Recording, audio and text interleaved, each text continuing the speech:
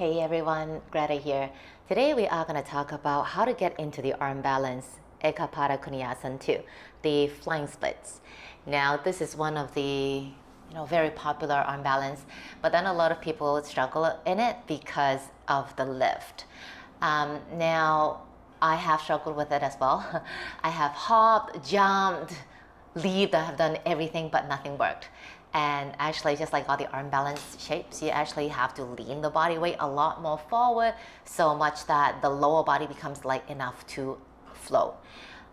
This is a struggle for a lot of people because of that lift. You actually have to lean forward a lot, especially if you're women, because for us women, the center of gravity is in the pelvis, whereas for men it's in the shoulders. So that's why for us women, we need to lean a little bit more forward than men do. But then it's possible, it's very doable.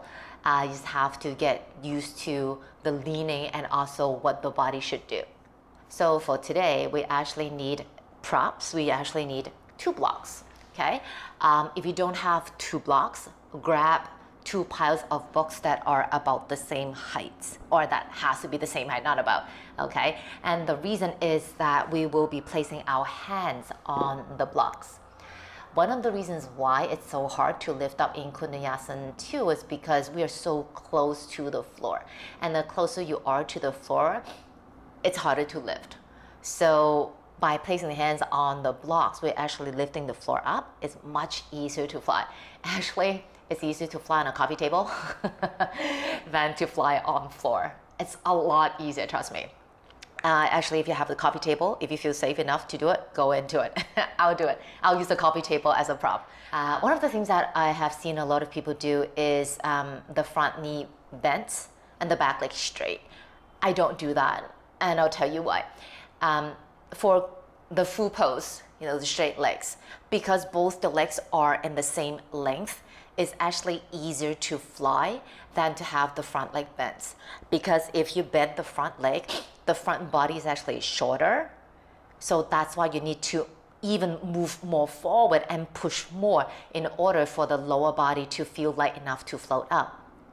So if your front leg is straight, then that weight in the front leg will actually pull you forward in a more natural way, or in a more balanced way actually, so that the back leg would float easier. Okay. So, but then of course, having the front leg straight requires quite a bit of mobility in the back of your leg and also in your lower back.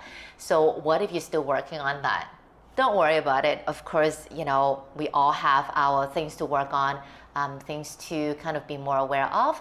Doesn't mean that you cannot work on Koundinyasana 2 until your legs are fully straight. But actually a more helpful cue or helpful variation is to bend both the legs. So once both your legs are bent, then the front body and the back body, or the front body and the lower body, the back body, are the same length. So it makes your life easier. So let's get right into it. Okay, so we need the 2 blocks, shoulder width apart, and I would presume that before you get into Koundinyasana 2, you would already have done your own warm-up. So, plank, chaturangas, leg work like warrior 3, crescent lunge and all those stuff, maybe a few locust poses just to feel that lift. And actually that lift is very important. A lot of people, or actually when you see someone doing the Koundinyasana 2, you feel like the body is coming down to the floor, kind of like an airplane descending.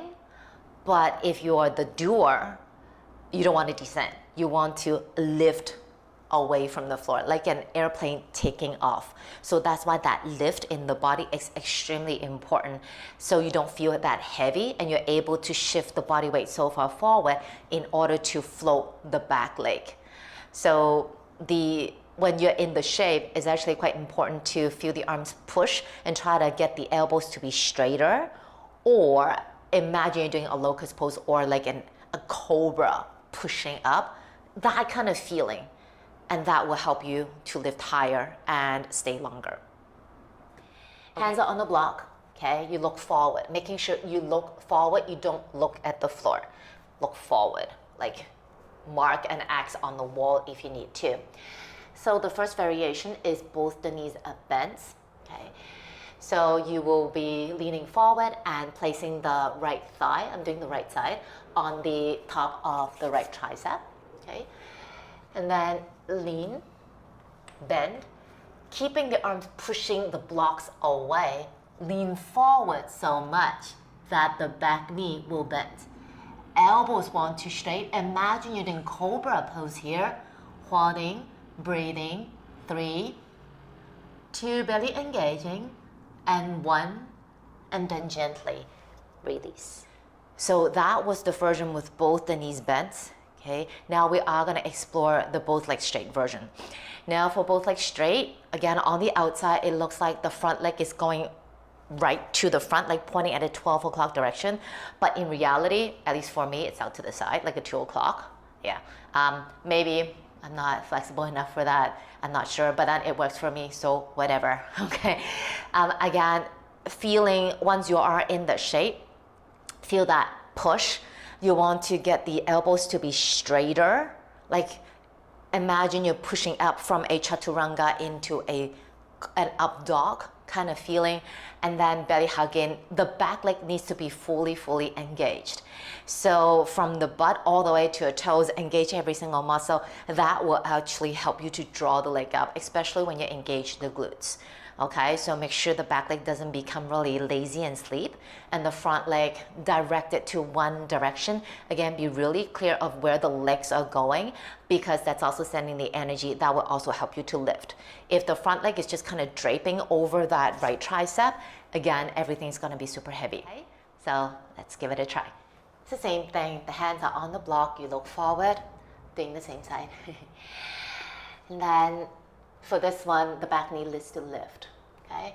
I lean forward, I bend the elbows, but then I try to keep my upper back puffy. Even if I bend my elbows, I don't want to collapse. So I don't want to create like a valley in my upper back, okay? Lean. I point my right toes just because I get an extra lift that way. I lean forward, but then when I lean, you can see I am lifting the chest up as well. Sorry, the leg's slipping away. And then eventually, the back leg would rise. Lift, lift, lift, engaging every single muscle in the body. Don't forget to breathe. 3, 2, 1. And then on the exhale, you come out of it. So once you feel the body is, or actually once you feel all the body parts are in place, start to lift. Lean and lift, like an airplane taking off and not an airplane descending. Okay, so those are the two options. There's actually a third option to do it, and it's a little tip, a little cue. For the previous two versions, my elbows were right beside my body like a chaturanga. But then, because you need to have the hips up quite high in order to float the back leg, sometimes the hips tend to drop. Okay, so what you want to do is the outside elbow, okay, you can actually place the elbow under the ribs, so right around the side of the stomach area, okay? So instead of this, you do this. It feels a little bit odd, but once you have the elbow under the ribs, it's so much easier to fly because the hips are so much higher now, because there's no way for the hips to come down, realistically speaking. So you actually do not need the blocks. Okay. So let's try it out. So right elbow is the same, left elbow comes under the left rib. Feels a little bit odd, maybe you need to take a few moments just to get used to it. Okay, and here, see, there's no way for my body to come down. So right leg out to the side, look forward, lean, and fly. So for this one, it's so much easier to lift just because of that little extra help with the left elbow. So it's hard to talk in this shape. And that's it. So it's all about the lift. It's all about the shift, all about the lift. It's not about the hop. If you feel that you need to hop the back leg, that means that the lower body is still very heavy. And that just means that you're not leaning forward and lifting enough to leverage the lower body so much that it will fly. Okay. Give it a try and let me know if it works. And if you like this video, please like it and also share it with your friends. And if there's anything that you would like to know more about the yoga asanas, the yoga shapes, comment below. I'll see you again soon. Bye bye.